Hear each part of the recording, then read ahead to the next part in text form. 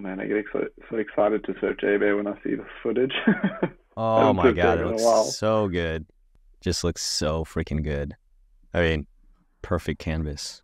Yeah, this day was like it was quite uncrowded JB. It was sort of a swell that we didn't really expect to be that good.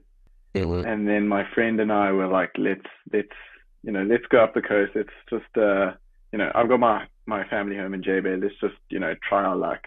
And Yeah. man, we got so lucky. It was just uncrowded, perfect, like you know 3 to 4 foot waves. And I remember this wave quite clearly. It was like everything just lined up for me. It was one of those waves that just had like the perfect pace to it. Hmm. A lot of waves are like very quick at J Bay, and you have to like race around big sections, and Yeah.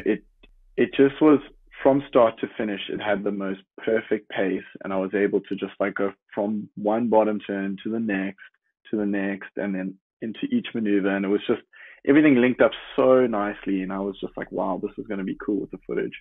Yeah. Um, but yeah, I think with the GoPro footage, everything's kind of fickle. You're kind of relying on like so many elements. If like a water droplet hits the lens, and then there's a bit of a blur, or it's cloudy, and so yeah, when this shot linked up and I saw the footage, I was like, wow, I was very, very happy. Yeah. It just looks absolutely gorgeous. And you know what? Here's what I'm going to do. I'm going to slow it down even a little bit. So or you know what? I'm just going to scroll through slowly here. Why don't you just walk me through kind of just like your bottom turn? So you're setting up for your bottom turn all the way into your top turn. So like what's going Yeah, through your head? You just finished that turn. What's going on in your head right now as you're assessing things? I think with J Bay, you're almost always looking down the line because it's so fast. Like you almost have to like look into the future when you're surfing J Bay in a sense, because you know that like if you go for a huge rail gouge, you're not going to make the next section. So it's almost like at this particular point, I'm sort of assessing like what to do down the line.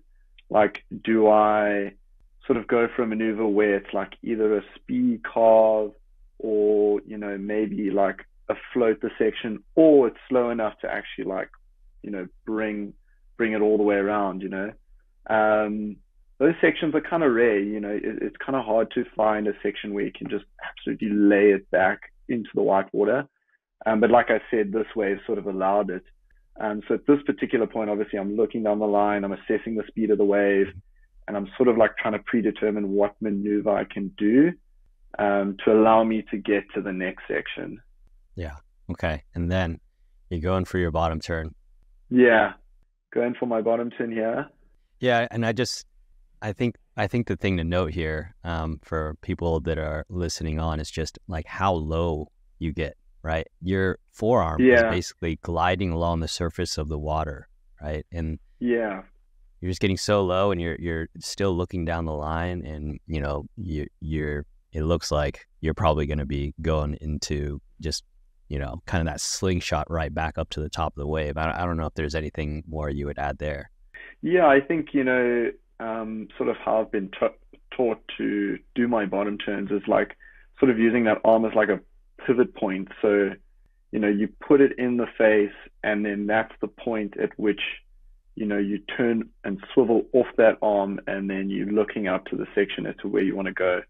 um it's so instinctive that it's like, when I look at this footage, I'm like burying my arm and then going straight up. But it's sort of become more aware to me that like the point at which I put my hand in is where the point is which like I kind of like decide to go up and decide to go up Mm, for that like first maneuver. got So it. yeah, And how are you thinking about your weight distribution during your bottom turn?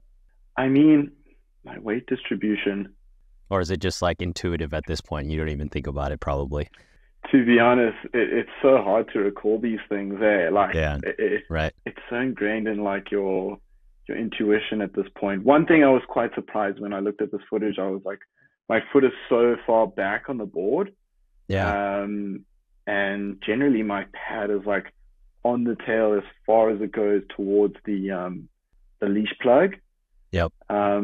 So that was kind of interesting, is like the amount of sort of torque that I um, generate off my back foot after I pivot my right arm into the face.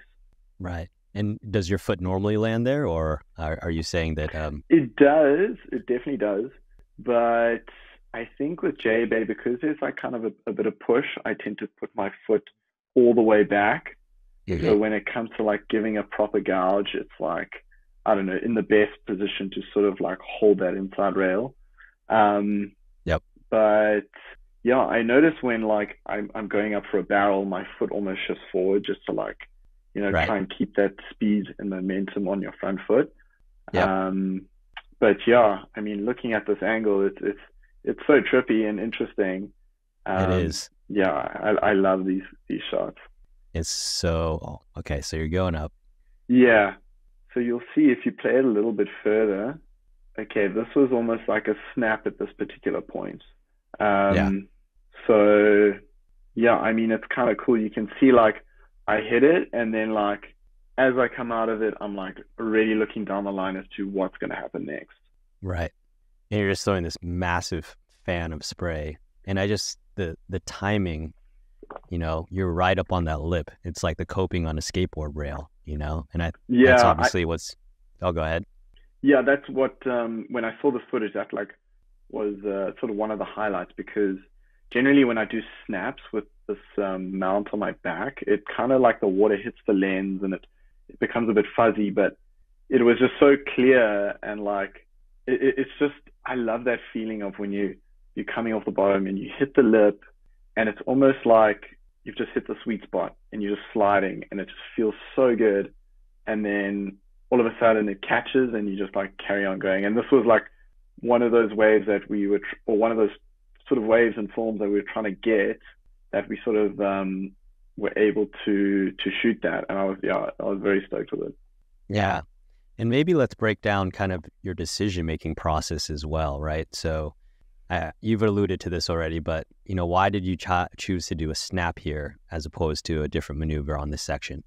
So I think on days like this, because you can kind of see that there's a lot less wind out of J-Bay on this particular day. It was like very glassy. Generally like days when the wind is gale force southwesterly, which is our predominant wind when we're having like a cold front that moves up the coast, which brings us swells. It's very hard to do a snap in conditions like that. So I think from this wave's perspective, like I knew we could potentially do snaps out there and it would feel okay. But in this case, I think because the section just allowed and the pace allowed it, I was able to do like a snap, with a few cars, which is really cool. Right. Yeah. So it's that steeper section, and yeah, it just felt like the right section to do that wave, to do the maneuver. Okay, cool. Yeah. Sam, what are you thinking, body mechanics wise when you go into your snaps? Is there anything you think about, I guess, is there anything you're focusing on, like any cues where you're like, okay, I got to remember to do this when I do my snap? Generally, I mean, when I'm coming off my bottom, I'm looking up. I would say, a lot of things, or a lot of time when you're surfing out of J-Bay, you're almost like you're coming up for your snaps, but because the wave is so fast down the line, I've noticed a lot of people, they almost look down the line as they're coming out of their snap, like they've done it. And then instead of like looking down for like that split second and just regaining your balance over the center of your board, they're almost looking down the line. And then they would look down the line and the inside rail would catch, and then they would almost like fall over. I've seen this happen numerous times, especially guys at J-Bay that like don't know how to surf the wave, don't know how to keep up with the pace.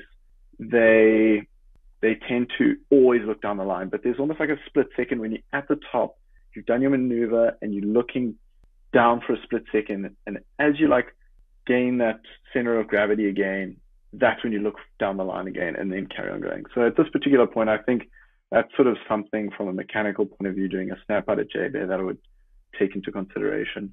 So you're almost committing to that point. You're able to commit to the turn a little bit more and not fully race it in a way. Yes, exactly. Okay, got it. All right, so bam, you do this beautiful snap, and then you're just pretty much going for your next one. And I think what's interesting here is, I can really see you just really sizing up the wave and like managing your speed. So you do these, smaller pumps just to figure out as you're just trying to find that right position to do your next turn, right? Is that kind of what you're thinking about as you're going through there? Yeah, for sure. For sure. I think, I try and minimize the amount of like double bottom turns I do out at J-Bay, or like waiting for a section. It's J-Bay is all about like speed maintenance. And coming through different sections, you got to have or know when to have the right speed to set you up for the next maneuver. So at that particular point, I try and make sure that obviously the section that was coming was maybe a little bit too critical. And maybe if I like hit it in that particular zone, I wouldn't have made it further down the wave. But if I know I just waited like 2 seconds just to maintain that speed, I probably would have come around. Well, in this case, I came around and then was in the perfect position to hit the next maneuver. Got it. Yeah. Okay. So let's keep going here. Boom. Another snap. But it was almost like that maneuver was cool because you can see that like the section slowed up. Yep. And my bottom turn was delayed by a few seconds longer, which allowed me to sort of like come into the section and wrap it back because it slowed up to the point where it allowed me for that maneuver to occur. Yeah. You just got to really, yep. Yeah. And then it obviously, it allowed me to do that like figure eight where it was like the carve into snap, Yeah. So, man, just beautiful surfing in a beautiful wave.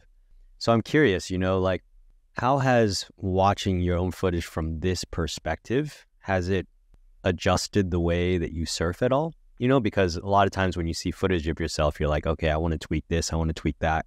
And I think this happens at every level, right? But has that happened to you? Have you viewed your footage and you're like, oh, I want to improve on this or I want to improve on that? Or hey everyone, it's Van. Hopefully you've been enjoying the podcast. Hopefully you've been listening to some good stories, getting some good tips that are helping you improve as a surfer. If so, make sure to subscribe to the podcast, leave us a review. It'll only take you literally a few seconds, and share it with your friends. That's the best way you can support me so I can continue to create awesome new content for you. So thanks. Or you're like, no, I just surfed that thing perfectly. It was just the perfect wave. Not necessarily. That's a good question. I mean, I'm very critical when it comes to my surfing. So I will always like look for sort of particular things that I'm not like happy with in my surfing.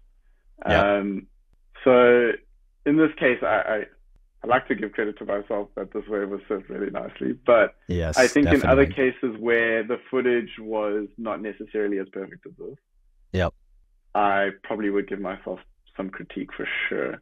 Whether it's the land footage or this footage. Hey everyone, if you like this video, make sure to hit that subscribe button down there and check out our other videos because we got tons of great content to help you improve.